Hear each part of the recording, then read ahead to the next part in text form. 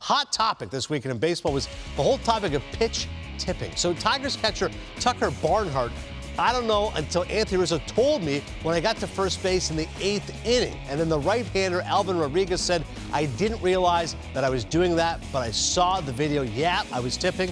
They figured me out. So, listen, this is a situation, guys, which has been around, listen, since the beginning of baseball. John Boy did a very good job breaking this down. When a guy knows what's coming, Case, you're a hitter, you know what a difference that is for you. Yeah. Oh, it's a big difference, man. When you get a guy that's tipping pitches, and listen, there were players on our team that weren't playing. Eduardo Perez in Cincinnati. Yeah. In the second inning, go, got it. I swear, it was unbelievable. He's like, listen, if the guy comes set and he's up high, it's a fastball, he sets down in his belt, it's a slider, you go up there and you're like, oh my gosh, it's happening. Right. He's setting it high and it's a heater. He's setting low, it's a slider. And then if you can start eliminating pitches as a big league hitter, right, the advantage goes to me. Yeah, and I think that's the biggest thing about tipping is you have guys looking for it, and if you can get it into that dugout of what's going on out there, you can really lay off pitches that you might have swung at. It's all about timing as a hitter, right? Like, I mean, that's 95% of the battle. If I can get on time with you, I'm going to have success because now all of a sudden my barrel's coming to the zone at the right time. All I have to do is have the hand-eye coordination, which I do because I'm in the big leagues. I'm going to make contact. Good things are going to happen.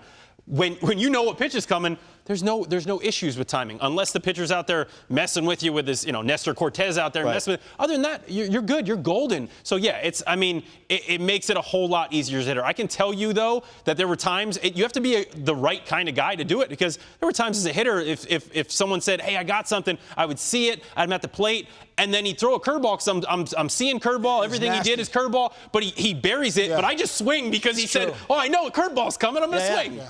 So that's good at it. Sometimes you may know what's coming. Exactly. There's execution to it as well. I didn't love when they would say, hey, I have the pitches. I was a guy, I was more of a see the ball, hit the ball guy. So I was like, I don't want them. Don't give them to me. I don't want to know because so I can just go up there. But there were a lot of guys, that would love it. You know what I mean? But I tell you what, it's fun trying to figure it out.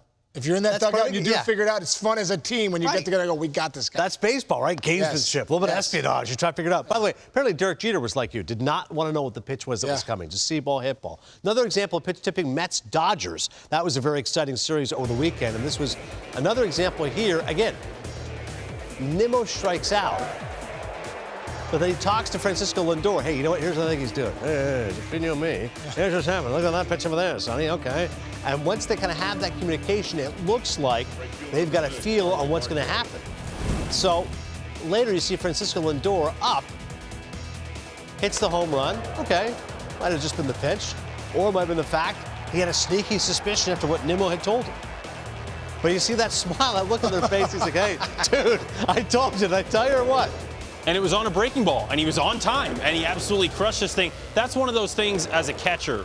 When you see swings like that on a pitch you don't expect, that's what kind of sets off the alarm bells for us, right? We're back there, we're going, wait a minute. They're putting on good swings on this pitch, or they're taking an absolute nasty pitch down just out of the zone. They have to know something. There's got to be something up with that. It's similar to what you would say if you had a runner on second and you're thinking, oh, is he giving him the signs? Is he telling him what's coming?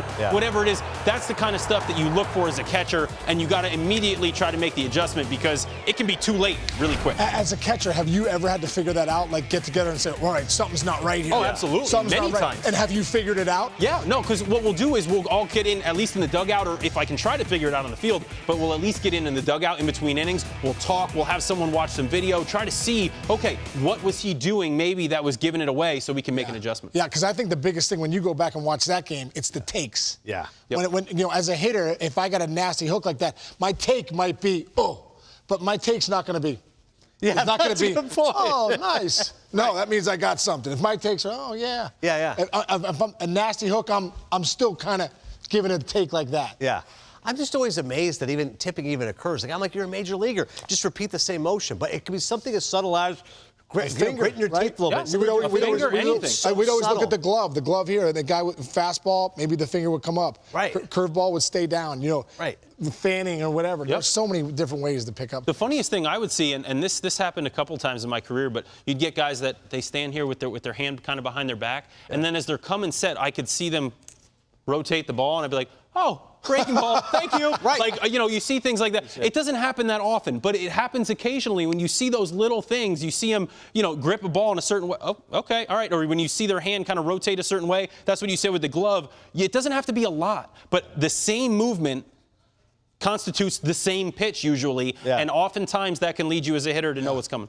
The equivalent of pitch tipping in broadcasting is when you're using the same phrase too much. You don't even realize it. But hey, stop saying that all the time. Really? I got to stop tipping my words. I had no idea. I really had no idea, honestly. The way to stop it is you write down the word and then draw an X through it. If only it was that simple for pitch tipping.